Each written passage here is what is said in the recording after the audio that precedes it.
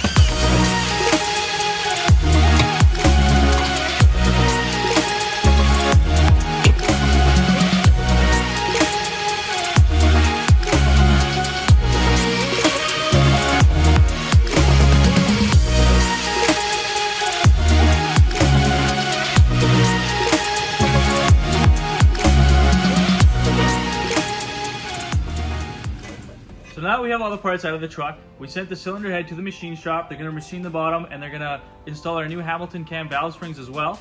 When we get the parts back, we're going to show you how we put it all back together, what upgraded parts we chose and what we went with. So we'll see you next time. Thanks for watching.